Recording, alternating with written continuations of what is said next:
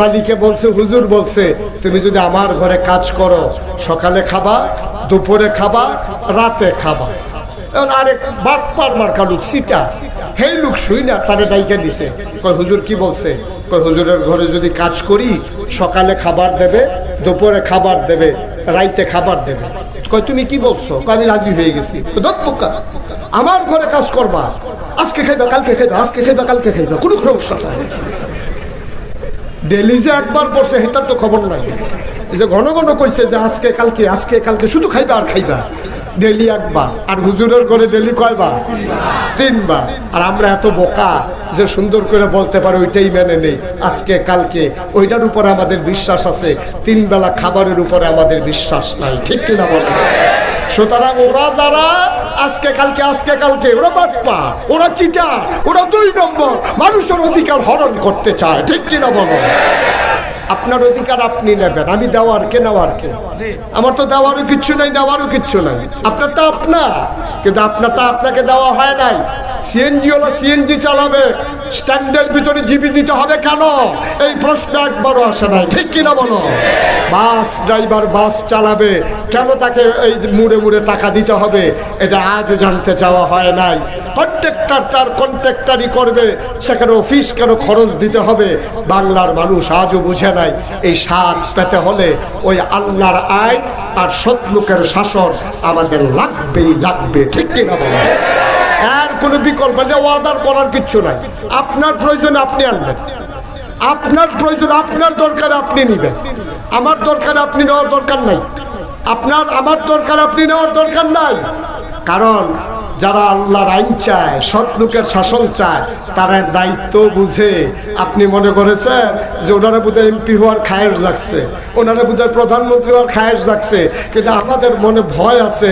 উমরকে আমরা দেখছি কেমন করে প্রধানমন্ত্রিত্ব করা লাগে। ঠিক কিনা বলে? আমাদের আর রুচি নাই। উমরের মতো মানুষ, আবু বকর সিদ্দিকের যখন ইন্তেকাল হয়ে গেছে, উমরকে খুঁজে পাওয়া যায় না। কই গেছে উমর? খুঁজে পাওয়া যায় না। সব মানুষ পেরেশান হয়ে গেছে, উমর কই? আমরা তো চিন্তা করেছি আবু বকরের পরে উমরকে ক্ষমতায় বসাবো। উমর দরজা বন্ধ করে ঘরের ভিতরে কাঁদতেছেন। দরজা খুলে দেখে একেবারে পাঞ্জাবি ভিজে গেছে কাঁদতে কাঁদতে। লোকজন জানতে চাইল আপনি কি করতেছেন, আপনি কই গেছেন? আবু বকরের পরে রাষ্ট্র পরিচালনা করবে কে? আমি এই ভয়েই তো লুকাই গেছি, কারণ আমি জানতাম তোমরা আমারে ধরবা। কিন্তু আমার তো বড় ভয়, ফুরাত তীরে আমার শাসনামলে একটা কুকুর যদি না খেয়ে মারা যায়, আর কিয়ামতের ময়দানে আল্লাহ যদি আমারে ডাকবে, ওমর রে ওই কুকুরটা কেন না খেয়ে মারা গেল, জবাব দে। আমি সেই ভয়ে দরজা বন্ধ করে ঘরের ভিতরে লুকিয়ে আছি। সুবহানাল্লাহ বলবেন না? এত মজা মনে করছো? মজা তো তাদের জন্য যারা ব্রিজ করার নামে রডের বদলে ব্রিজের ভিতরে বাঁশ দেয়, তাদের জন্য ক্ষমতা মজা। ঠিক কিনা কও? যারা কোটি কোটি টাকা কানাডায় পাচার করে, আমেরিকাতে পাচার করে, ইন্ডিয়ায় যারা বাড়ি বানায়, যারা মালয়েশিয়ায় সেকেন্ড হোম বানায়, তাদের জন্য ক্ষমতা মজা। কিন্তু যারা আল্লাহওয়ালা মানুষ, তাদের জন্য ক্ষমতা না, ক্ষমতা মজা তো দূরের কথা, ক্ষমতা হলো গলায় গামছা লাগানো। ঠিক কিনা কও? মুসলমান মন দিয়ে শোনো, 1 নম্বর আল্লাহ আকল দিলেন। কয়টা জিনিস আল্লাহ দিয়েছেন? মাশাআল্লাহ, সচেতন শ্রোতা। 1 নম্বরে আকল, 2 নম্বরে কোরআনুল কারীম। এই কোরআনে 500 আয়াত আছে, যে আয়াতগুলোকে বলা হয় আহকামুল কোরআন। এই 500 আয়াত মেনে মেনে চলা। সুবহানাল্লাহ কয় না? 3 নম্বরে তোমাকে দিয়েছেন মহামূল্যবান জিনিস, নবী মুহাম্মদুর রাসূলুল্লাহ সাল্লাল্লাহু আলাইহি ওয়াসাল্লাম। বলেন সুবহানাল্লাহ। সবচেয়ে বড় নিয়ামত, খুব খেয়াল করে শুনে, আদর্শ নবীকে পাঠাইলেন আল্লাহ আমাদের জন্য। বাচ্চাদের বসান, যে যেখান থেকে উঠে বসাই দিয়ে। এটাই তো আমাদের দেশের সমস্যা। দুষ্ট, খারাপ, উঠে যাওয়া মানুষ বেশি না, পুরা মাহফিলের ভিতরে 2 জন, কিন্তু কেউ যে ডাকে না, এটা হলো মূল সমস্যা।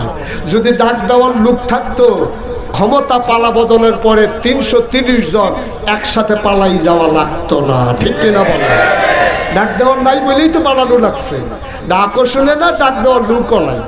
ডাক দিবেন, থামাই দেবেন, তাইলে সমাজ সুন্দর হয়ে যাবে, ঠিক কিনা কম? তাইলে কোনো দেশে পৃথিবীর ইতিহাসে আমি যতটুকু লেখাপড়া করেছি, পৃথিবীর ইতিহাসে সরকার বদল হয়েছে আর 330 জন মেম্বার অফ পার্লামেন্ট, আমলা কামলা ডিসিএসপি পুরাটা একবারে দেশ থেকে উধাও, এমন পৃথিবীর কোনো ইতিহাস নাই, ঠিক কিনা বলেন? শুধু বাংলাদেশেই না, কারণ কি? কারণ হইল আমি এমন কাজ করছি লোকচক্ষের সামনে যাইতে আমার ভয় লাগে, আমার ফিটা শুরু হয়ে যায়। আপনারা খেয়াল করছেন কিন্তু না জানি না, একটা লোকও কিন্তু দাবি করে নাই দেশ ত্যাগ। সবাই বলছিল দফা এক দাবি এক, বাকিটা কি? পদত্যাগ, পদত্যাগ। হ্যাঁ না, সবাই বলছিল দফা এক দাবি এক, পদত্যাগ। একটা লোক, একটা ছাত্র, একটা রাজনৈতিক দল অথবা কোন একটা পাগল, সেও বলে নাই দফা এক দাবি এক, দেশ ত্যাগ, দেশ ত্যাগ। এই কথা কেউ কোনোদিন বলে নাই। কিন্তু আল্লাহর ফায়সালা এত কঠিন ফায়সালা। আল্লাহ কয় তোমরা যা বুঝো আমি কি কম বুঝি? আমি তো তোমাদের চেয়ে অনেক বেশি বুঝি। আমি জানি পদত্যাগে হবে না, দেশ ত্যাগ। এই খেলা কিন্তু কারো না, এই খেলা স্বয়ং কথা বলে না কার? কি মজার খেলা দেখছে। আমরা কেউ জানতাম না এই কারবারসে ঘটবে। আমরা তো মনে করছি হয়তো মাইটের দিয়া সাইডে দেবে, কিন্তু একবারে যে দেশ ত্যাগ করাই ফেলবে আল্লাহ, এটা আমরা বুঝিই নেই। কি খেলা আল্লাহর খেলা, সুবহানাল্লাহ বলবেন না? এটাই আল্লাহ। ওই যে আপনারা আল্লাহ খুঁজতেছেন না, এই উনি আল্লাহ। সুবহানাল্লাহ, সুবহানাল্লাহ, সুবহানাল্লাহ। বন্ধুরা আমার, ভাইরা আমার, সবচেয়ে মহান নিয়ামত, যিনি আমাদের জন্য রহমত, যিনি ইমামুল মুরসালিন, যিনি খাতামুন নবিয়্যিন, যিনি রাহমাতুল লিল আলামিন, তিনি নবী মুহাম্মদুর রাসূলুল্লাহ সাল্লাল্লাহু আলাইহি ওয়াসাল্লাম। আল্লাহ আমাদেরকে কয়টা জিনিস না দিছে? ভুলে গেছেন? কয়টা? 1 নম্বরে, 2 নম্বরে, 3 নম্বরে নবী মুহাম্মদ রাসূলুল্লাহ। আমরা একটু গভীর মনোযোগ, এই নবীর ব্যাপারে আমরা একটু কথা শুনে আমরা শেষের দিকে চলে যাবো ইনশাআল্লাহ। এই নবীজিকে আল্লাহ যখন পাঠাইলেন, সুবহানাল্লাহ বলবেন না? আর আমাদের তো জানতে মন চায়, আল্লাহ আপনি নবীরে কি হিসাবে পাঠাইলেন? আল্লাহ যেন আমার উল্টা জিজ্ঞেস করে আমার ব্যাপারে তোমাদের ধারণা কি? আমরা বলে দিছি আল্লাহ, এটা কি নতুন কথা? 5 ওয়াক্ত নামাজে প্রতি রাকাতে আমরা না আপনার ব্যাপারে ধারণা বলে দিছি। আলহামদুলিল্লাহি রাব্বিল আলামিন, সমস্ত প্রশংসা শুধু আপনার জন্য। আবার আল্লাহ যেন ডাক দেখো, তাইলে আবার নবীর কথা শোনো আমার ব্যাপারে, এটা তোমাদের ক্লিয়ার ধারণা? আমরা বললাম জি আল্লাহ, আলহামদুলিল্লাহি রাব্বিল আলামিন।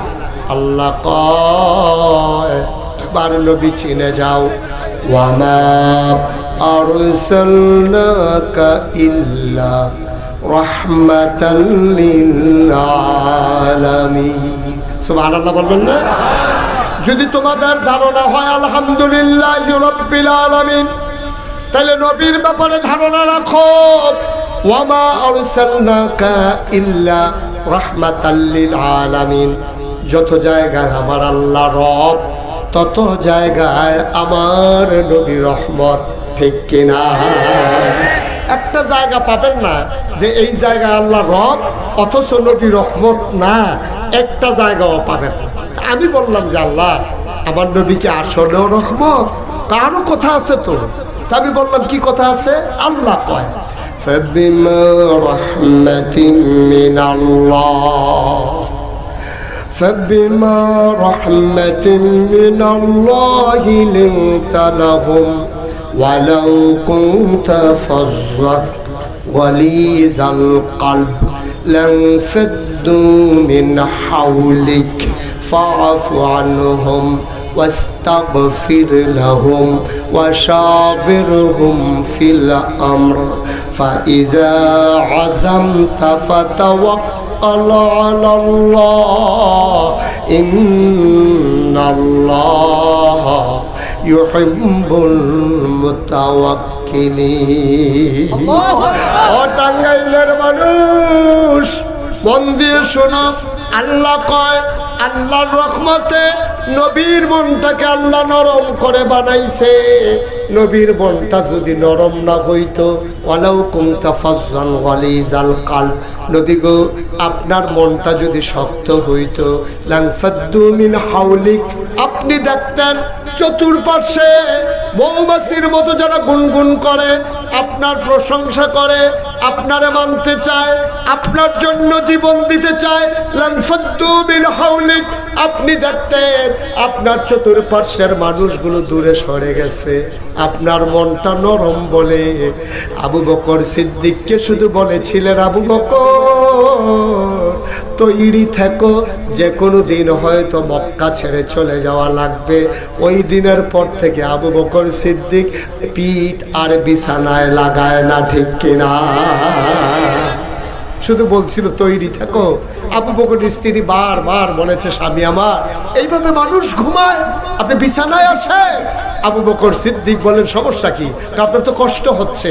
আবু বকর সিদ্দিক বলেন, এই আবু বকরের কষ্ট কোনো সমস্যা না, কিন্তু নবীজি দরজায় এসে দুইবার ডাকবে, এটা সাংঘাতিক সমস্যা, ঠিক কিনা বলেন? চলে গেলেন তিনি মক্কা ছেড়ে, যাওয়ার কথা মদিনার দিকে, তিনি গেলেন উল্টা দিকে। আবার যখন ফর্সা হয়ে গেল পূর্ব আকাশ, সূর্য উঠবে প্রায়, আবু বকর কই, ইয়া রাসূলুল্লাহ আমরা তো ধরা পড়ে যাব, দিনের আলো প্রকাশ পেয়ে গেছে। আল্লাহ নবী বললেন, চলো কোনো একটা গুহায় ঢুকে যাই। পাহাড়ি গুহা পাওয়া গেল, সাউর গুহা। নবী ঢুকতে চাইলেন, আবু বকর বললেন না, আপনি যাবেন না। কয় কেন ঢুকবো না? কয় পাহাড়ি বিচ্ছু থাকতে পারে, সাপ থাকতে পারে, আপনাকে কামড়ে দিতে পারে, আপনি বাইরে দাঁড়ান, আমি দেখে আসি গুহাটা নিরাপদ কিনা। আল্লাহর নবী চোখের পানি ছেড়ে দিলেন, ডাক দেখো আবু বকর, আমি আগে গেলে আমাকে কামড়াবে, তোমারে কামড়াবে না। আবু বকর কান্দার কয়, নবী গো 100 আবু বকর মরে গেলে ইসলামের কিচ্ছু হবে না, কিন্তু আপনি নবী না থাকলে দুনিয়ায় আর ইসলাম থাকবে না। আপনি না থাকলে ইসলাম থাকবে না। আমি আবু বকর মরে গেলে ইসলামের কিচ্ছু হবে না। এজন্য আল্লাহ বলছেন, যদি আপনার ওয়ালাউ কুনতা ফাজ্জান গালিজাল কলব, আপনার মনটা যদি শক্ত হইতো, আমার দেশের যারা রাজনীতিবিদ, আমার দেশের যারা দায়িত্বশীল, এই আয়াতটা তাদের জন্য, কর্মীর জন্য মন হতে হবে নরম, একেবারে কলিজা হতে, কলিজা কাইটা খাওয়াইতে হবে। তাইলে কি হবে? আর নাইলে আপনি দেখবেন মন যদি শক্ত হয়ে যায়, কর্কশ ভাষী হন, আপনার আচরণে যদি মানুষ কষ্ট পায়, লানফাদ্দু মিন হাওলিক, আপনার চতুর্পার্শ্বে যারা আছে আপনি তাদের কাউকে খুঁজে পাবেন না, ঠিক কিনা? নেতার বৈশিষ্ট্য, অনন্য বৈশিষ্ট্য হচ্ছে মন হবে নরম, ফাফানহুম, আপনি মাফ করে দেবেন, ওয়াস্তাগফির লাহুম, আপনি আল্লাহর কাছে মাফ চাইবেন, ওয়াশাবিরহুম ফিল আমর, যে কোনো ব্যাপারে আপনি আপনার অধীনস্থদের সাথে পরামর্শ করবেন। এটা হচ্ছে 4টা গুণ নেতার ভিতরে থাকতেই হবে। তিনি ওয়ার্ড সভাপতি হন, তিনি থানা আমির হন, আর জেলা আমির হন, আর একেবারে কেন্দ্রীয় আমির হন। এই 4টা গুণ অনন্য বৈশিষ্ট্য আল্লাহ কোরআনে 1000 বছর আগে আলোচনা করে দিয়েছেন, ঠিক কিনা বলেন? এই 4টা না থাকলে সব শেষ, সব শেষ। আবার দেখেন নবীর মনটা যে নরম, এই ব্যাপারে আপনাদের ধারণা আছে তো নাকি? এবার একটু চিকন কথা, খুব খেয়াল করে শুনতে হবে, সূক্ষ্ম কথা। নবীজি যে বছর জন্মগ্রহণ করলেন, এই বছর তৎকালীন জামানায় মক্কার সম্ভ্রান্ত বংশাবলী মানুষ যারা, ওরা কিন্তু নিজের বুকের দুধ বাচ্চাদেরকে খাওয়াইতে হবে। তো বাচ্চা খাবে কি? তায়েফ একটা শহর ছিল, কিয়াফ, কথা কয় কিয়াফ। তায়েফ থেকে একদল মহিলা আসতো, আয়েশা নবীর এই বাচ্চাগুলো নিয়ে যেত, দুধ খাওয়াইয়া টাকার বিনিময়ে আবার আইনা দিয়া যেত। তো যেই বছর নবী জন্মগ্রহণ করেছে, এই বছর তায়েফ থেকে একদল মহিলা রওনা করেছে। মনে করেন রওনা করছে গাজীপুর চৌরাস্তা থেকে, আসবে টাঙ্গাইল ভুইয়াপুর। কই আসবে? রওনা করছে কোত্থেকে? আর সবাই কথা বলে, কোত্থেকে রওনা করছে? আসবে কই? টাঙ্গাইল ভুইয়াপুর। একদল মহিলা তায়েফ থেকে রওনা করছে, আসবে মক্কা। এখন এই গাজীপুর থেকে রওনা করে চন্দ্রা চৌরাস্তার কাছে আসার আগে এক মহিলা চিৎকার করতে বলতেছে, নাই। কয় কি নাই? কয় আমার সাথেই ছিল। আরে কি ছিল? কয় যে ছিল সে নাই। কয় কি নাম? কয় হালিমা। সুবহানাল্লাহ বলবেন না? সবাই আছে, একজন নাই, কিনা হালিমা। তো সবাই বলতেছে আপনি কি অপেক্ষা করবো নাকি ভুইয়াপুর চলে যাবো? কয় বংশাবলী মানুষের বাচ্চা, সন্ধ্যা হয়ে গেলে আবার দেয় না না দেয়, চলো আমরা তাড়াতাড়ি চলে যাই। হালিমার উটটা তো দুর্বল, আবার সেই উটের উপরে উঠছে তিনজন, হালিমা, হালিমার স্বামী, হালিমার ছেলে আব্দুল্লাহ। এই তিনজনকে নিয়ে উঠবো তো শুয়ে গেছে, আমরা চলো চলে যাই। সবাই চলে আসছে। আইসা ভুইয়াপুর কার বাড়িতে বিল্ডিং আছে, কার আব্বা জাপান থাকে, কার আব্বা আমেরিকা থাকে, কানাডা থাকে, কাদের বড় বড় বিল্ডিং ব্যবসা, ওই সব বাচ্চাগুলা সবাই টাকার বিনিময়ে নিয়ে রওনা করছে। রওনা করে গেছে মির্জাপুর। কই গেছে? আরে কথা কয় না দেখি, মির্জাপুর কুমিল্লা নাকি আপনাদের টাঙ্গাইলে? তো এটা বলতে সমস্যা কি? কই গেছে? মির্জাপুর যাওয়ার পরে সবাই বাচ্চা নিয়ে যাইতেছে আর হালিমা আসতেছে।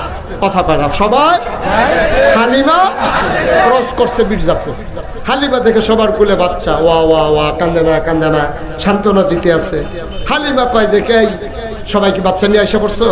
হয়তো তোমার জন্য বসে থাকবো, তুমি তো সন্ধ্যার আগেই পিছিয়ে পড়ে গেছো, তো তোমার জন্য আমরা কি বসে থাকবো, আটকেই থাকবো নাকি? বাচ্চা নিয়ে আসি। আর বাচ্চা নাই ভুইয়াপুরে? হ্যাঁ, একটা বাচ্চা আছে, তার বাপ নাই। সুবহানাল্লাহ বলবেন না? ইয়াতিম একটা বাচ্চা আছে, তার আব্বা নাই। হালিমার স্বামী বলতেছে যে দরকার, চলো যাই, পছন্দ হইলে আনবো, নাই না নাই। হালিমা ছিল হিসাবি মহিলা। হালিমা বলতেছে যেই বাপের বাচ্চা না, যেই বাচ্চার বাপ নাই, তো সে টাকা দিবে কোত্থেকে? তার মা এতিম বাচ্চার জন্য টাকা দিতে পারবে? চলে না, আবার আর বাচ্চা লাগবে না, আমরা চলে যাই। হালিমার স্বামী বুঝাইয়া শোনাইয়া নিয়ে আসছে ভুইয়াপুর। ভুইয়াপুর মসজিদের কাছে আইসা কাবা ঘরের কাছে গিয়া হালিমার স্বামী দাঁড়াইছে। কাবা ঘরের পাশে হুজুর দেখছে, জিজ্ঞেস করছে ঘর কোনটা? তখন আঙ্গুল দিয়া দেখাই দিছে। মনে করেন ভুইয়াপুর আইসা মসজিদের সামনে দেখে হুজুর দাঁড়াই দিচ্ছে। তো হালিমা জিজ্ঞেস করতেছে, হুজুর এখানে যে একটা তিন বাচ্চা আছে নাম মোহাম্মদ, ঘরটা কোনটা? আপনি কি চিনেন? চিনি মানি, এই মসজিদে ইমামতি 15 বছর, দাওয়াত খাইতে খাইতে তামা তামা করে লাইছি সব। চিনি না বলতে কোনো ঘর আছে নাকি? কি করা লাগবে কর? মোহাম্মদ যে তার আব্বার নাম তো আব্দুল্লাহ। সুবহানাল্লাহ বলবেন না? আমাদের ভাই হইতো, ভালো মানুষ ছিল, সে তো নাই, তো এই ঘর খুঁজেন কেন? মোহাম্মদের সন্ধানে আসছি। ওই যে ঘর, কাবার কেনারে যে ঘর, ওই ঘর মোহাম্মদের ঘর। হালিমার স্বামী বাচ্চা আব্দুল্লাহ তিনজনকে নিয়ে চলে গেলেন। আবার তিনজনকে নিয়ে যখন চলে গেলেন, হালিমা দরজায় গিয়ে দাঁড়ালেন। ডাক দেয়া কয়, আপনি একটু বাইরে থাকেন, কারণ এই ঘরে কোনো পুরুষ নাই, আমি একটু ঘরের ভেতরে তালাশ করি।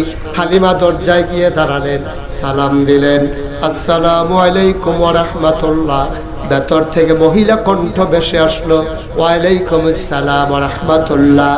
ভেতর থেকে ডাক দেয়া জিজ্ঞেস করে, কে কে আমারে সালাম দেয়?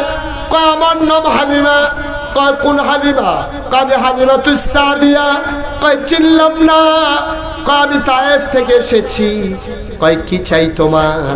কয় শুনলাম আপনার ঘরে নাকি একটা বাচ্চা আছে, আপনি কি আমেনা না?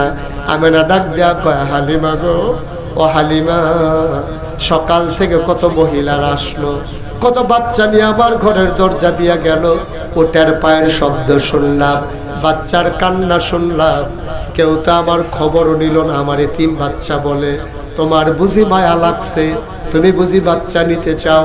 আহলান সাহালান মারহাবা, মোস্ট ওয়েলকাম, আমার ঘরে তোমারে স্বাগত। এবার হালিমা দরজা ধাক্কা দিয়ে ভেতরে ঢুকলেন। হালিমা কয়, আমি গিয়ে দেখি বিছানার উপরে মা মেয়েরা বসে আছে আসন পেতে, কুলের ভিতরে ছোট্ট শিশু ঘুমায়। এইরকম একটা সাদা রুমাল দিয়ে বাচ্চার মুখটা এমন করে ঢাকা। আমি গিয়ে বললাম, আমেনা, বাচ্চা নেবে এমন কোনো কথা নাই, তবে পছন্দ হইলে নেবে, একটু দেখতে চাই। হালিমা আমেনা কয়, দেখে নাও নয়ন ভরে। হালিমা কয়, দেখবো কেমনে, ঢেকে রাখলে। টান দিয়ে মুখের পর্দা সরাই দিলেন। হালিমা চিৎকার করে কয়, পৃথিবীর মানুষ সাক্ষী থাকো, খোদার কসম, জীবনে আমি অনেক বাচ্চা দেখেছি, রোমান পরে সরানোর পরে আমি যা দেখলাম, কোনো মানুষ এত সুন্দর হতে পারে আমার জানা ছিল না।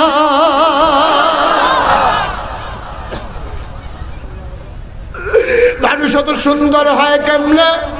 কি সুন্দর তার চোখ, কি সুন্দর তার লোক, কি সুন্দর তার মুখ, কি সুন্দর তার ঠোঁট।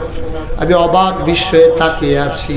কবি সাহিত্যিকেরা কয় হালিমা কথা বলতে সাবধানে বইল।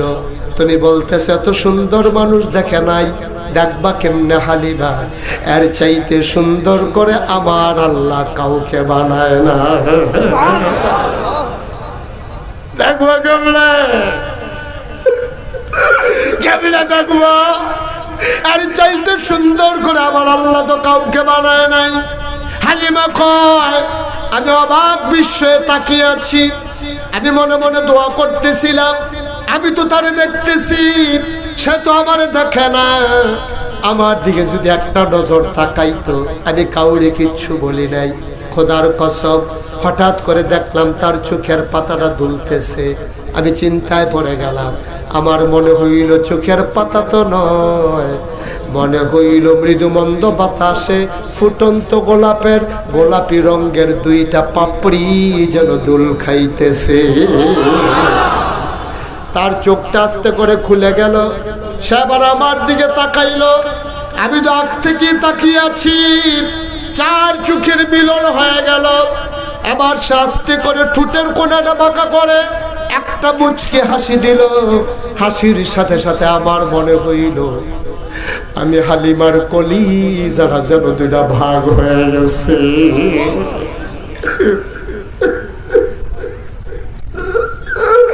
আমি দৌড়ছে ঘরের বাইরে গেলাম।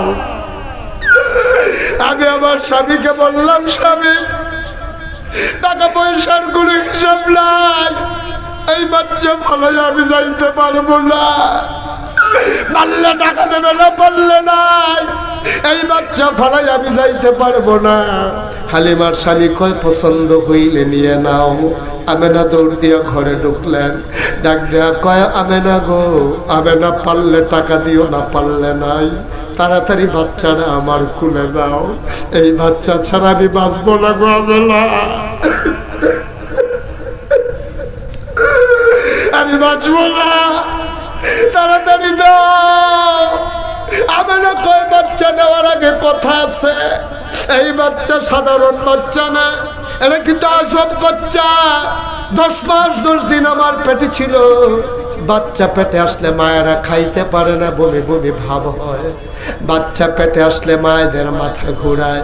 খোদার কসম, মোহাম্মদ 10 মাস 10 দিন পেটে ছিল, আমি টেরে পাই নাই আমার পেটে যে বাচ্চা আছে।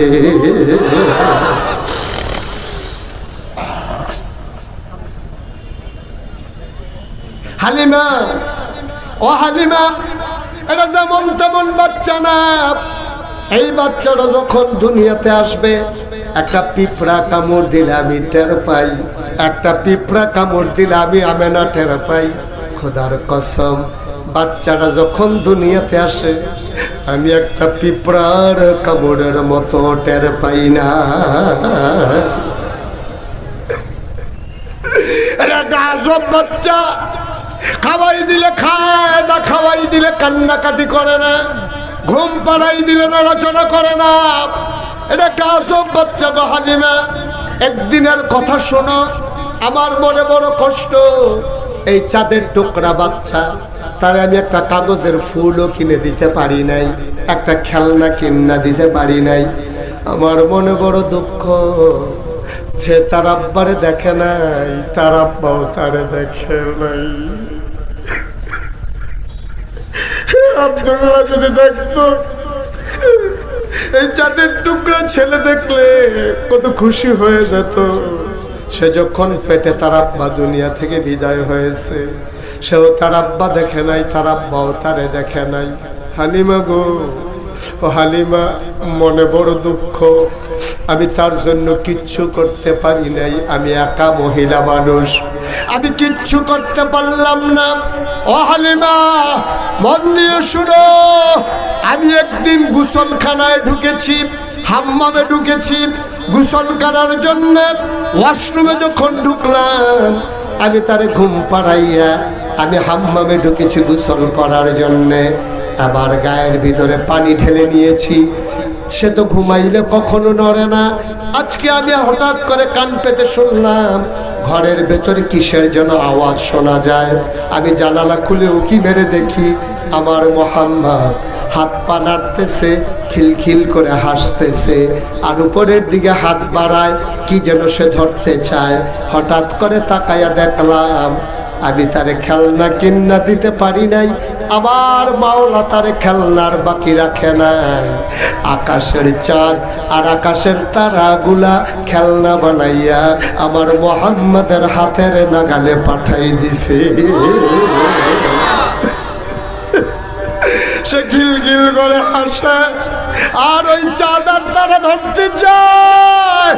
ও হালিমা, এই বাচ্চা বড় আজব বাচ্চা। হালিমা কয় আমার কাছে আমানত, বিসমিল্লাহ বলে দিয়ে দেন। এবার আমি না কানতে কানতে বাচ্চা হালিমার কুলে উঠাই দিলেন। হালিমা কয় পৃথিবীর মানুষ শোনো, আমার গাটা ছিল শুকনা, আমার বুকে কোনো দুধ ছিল না, বুকের ভিতরে দুধ ছিল না। আমার ছেলে মোহাম্মদ ওই গাজীপুর চৌরাস্তা থেকে ভুইয়াপুর পর্যন্ত আসতে, তায়েফ থেকে মক্কায় আসতে বারবার বুকের ভিতরে চুষণ মেরেছে, একটা ফোঁটা দুধ পায় নাই। আমার বাচ্চাটা একটা ফোঁটা দুধ পায় নাই। খোদার কসম, যেই মাত্র আমি মোহাম্মদকে বিসমিল্লাহ বলে কুলে নিলাম, আমি টের পাইলাম আমার শুকনা দুইটা বুক সাথে সাথে দুধে ভরপুর হয়ে গেছে।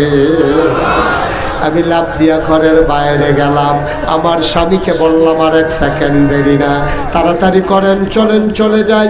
উটের পিঠে আমরা উঠলাম। ওমা আশ্চর্য, উট এখন আর হাঁটে না। আমি চিন্তায় পড়ে গেলাম, উট এমন করে কেন? আমি শক্ত করে ধরে বসলাম। আমরা খেয়াল করে দেখি যে উট নিয়ে পিছনে পড়ে গেছিলাম, উট আর এখন হাঁটে না, উট এখন ঘোড়ার মতো দৌড়া। তাদের সাথে দেখা হয়েছিল কোথায়? মির্জাপুরে। মির্জাপুর যাওয়ার পরে ওরা সামান্য একটু আগাইছে, ওরা পেছন ফিরে তাকাইয়া দেখে হালিমার উট ঘোড়ার মতো দৌড়াইয়া ওদেরকে পেছনে ফেলাই আগাই যায়।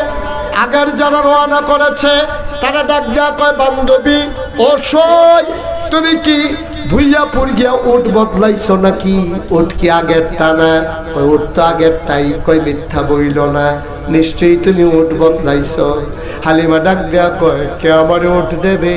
উট তো আমার আগেরটাই, এইটাই তো উট। কয় না না না, যেই উট পেছনে পড়ে গেল ওই চন্দ্রায়।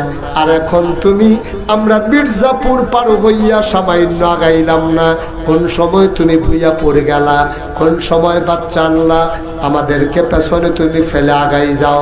হালিমা কয়, আমি জানি না উট কেন এমনি দৌড়ায়। কয় কে জানে? কয় আমার স্বামীও জানে না। কয় জানে কে? কয় আমার ছেলে আব্দুল্লাহও জানে না। কয় তাইলে জানে কে? হালিমা চোখের পানি ছেড়ে দিয়ে কয়, আমার মনে হয় জানে মক্কার শিশু মোহাম্মদ। ও টাঙ্গাইলের মুসলমান, ভুইয়াপুরের মুসলমান, মুশতাক ফৈজি যদি কোনোদিন আর না আসে, কোনোদিন যদি তোমাদেরকে না ডাকে, মনে রাখবা আমি এসেছিলাম, মনে রাখবা কথা কয়টা বলে গেলাম। ভাই, শুধু নামাজের নাম ইসলাম না, শুধু রোজার নাম ইসলাম না, শুধু দাড়ি রাখার নাম ইসলাম না, শুধু টুপি মাথায় দেওয়ার ইসলাম না। টুপিও ইসলামের একটা অংশ, দাড়িও ইসলামের একটা অংশ, নামাজ একটা ফরজ বিধান, রোজা রাখা একটা ফরজ বিধান। তোমার বিবেককে তুমি জিজ্ঞেস করো, তোমার ভূত পাইয়া কোনো মানুষ যদি রাস্তার গম চুরি করে, তুমি গোনা এই গমের ভাগ পাও আর না পাও, গোনার ভাগ তোমারে পাওয়া লাগবে, ঠিক কিনা? আপনি যারা সমর্থন করে এমপি বানাইছেন, ওই এমপি সাহেব রাস্তার গম চুরি করছে, ওই এমপি সাহেব ব্রিজের ভিতরে রোডের বদলি বাঁশ দিছে। এখন এই যে বাস দিল, এই যে গম চুরি করলো, এই যে সে দুর্নীতি করলো, অন্যায় করলো, আপনার বিবেক কি বলে? আপনার ভোট পাইয়া সে এমপি হওয়ার কারণে এমপির জায়গায় গিয়া সে অন্যায় করার সুযোগ পাইছে। সুতরাং সে যদি 100 গোনা করে মিনিমাম 50টা আপনি পাইবেন।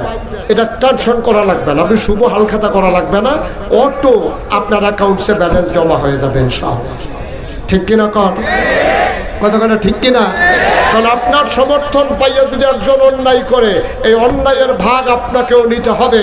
সুতরাং মুসলমান, তোমার ভোট পাইয়া কেউ যদি বাজে মানুষ, অসভ্য মানুষ, কোনো খারাপ মানুষ যদি ক্ষমতায় আসে, সমাজের ভিতরে খারাপ কিছু প্রচলন করে, তার গোনার ভাগ তোমারও পাইতে হবে। ঠিক কিনা বলো?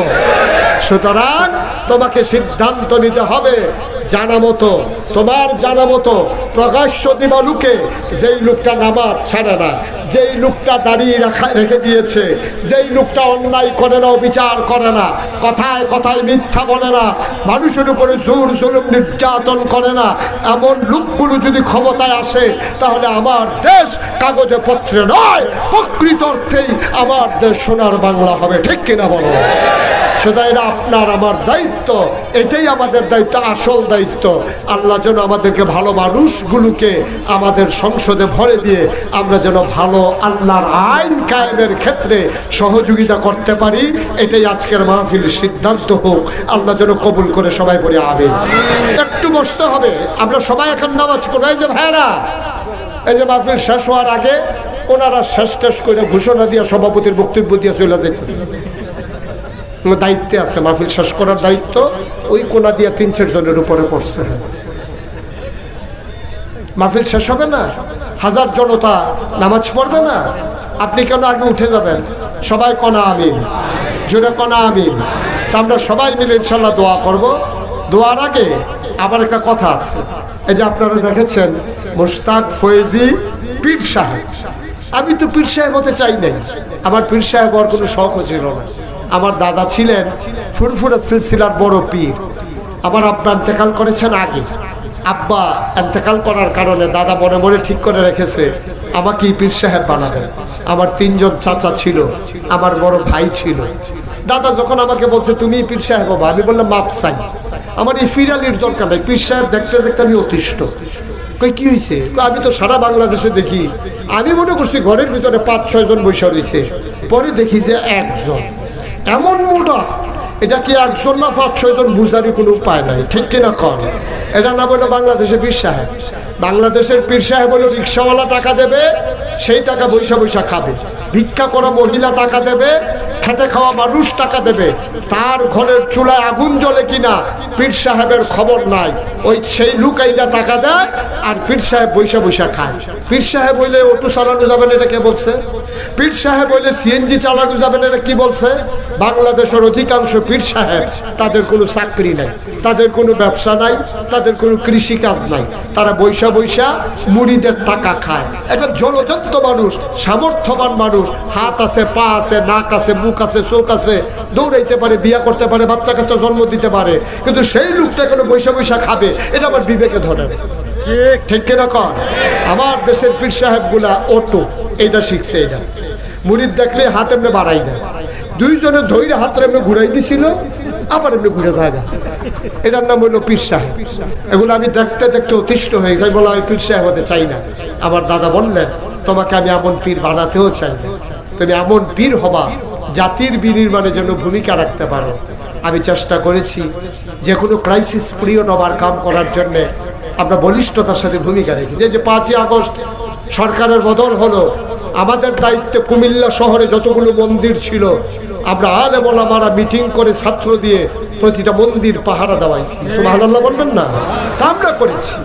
এই বন্যার সময় আমরা মানুষের পাশে দাঁড়িয়েছি, করোনার সময় আমরা মানুষের ঘরে ঘরে পৌঁছে গিয়েছি সাহায্য নিয়ে। আমরা সেই রকম পীর হতে চাই না যেই রকম পীর বসে বসে খায়, ভিক্ষা করা মানুষ টাকা দেবে খায়, রিক্সাওয়ালার টাকা খায়, এইরকম পীর বাংলাদেশে দরকার নাই। ঠিক কিনা বলেন? আমার দাদা যখন জমিন দিয়ে বললাম যে আমাকে জমিন দেওয়া লাগবে, জমিন দিয়ে কি করবা? আমি বললাম কাজ আছে। উনি আমাকে মাত্র 9 শতক জমিন দিলেন। আমি পীর সাহেব হওয়ার পরে জমিন কিনা শুরু করলাম, আমার দরবার কমপ্লেক্স আজকে 18 একর, মানে 1800 শতক। মারহাবা বলবেন না? আমার এখানে 10টা প্রতিষ্ঠান, একটা খানকা আছে জিকির আজকারের জন্য, একটা মাদ্রাসা, নুরানি মাদ্রাসা, হিফজখানা, ধাতব্য চিকিৎসালয়, গণপাঠাগার, গবেষণাগার, ছাত্রাবাস, ইয়াতিমখানা, মসজিদ। আমার মসজিদ বাংলাদেশের ভিতরে ব্যতিক্রমী একটা মসজিদের কাজ আমি শুরু করেছি। সোশ্যাল মিডিয়ার সুবাদে আপনারা শুনেছেন, আমার মসজিদ হবে 3 তলা। আমার মসজিদ হবে 3 তলা। আস্তে আস্তে থাক, ভয় পাবে তো, ভয় পেয়েছে।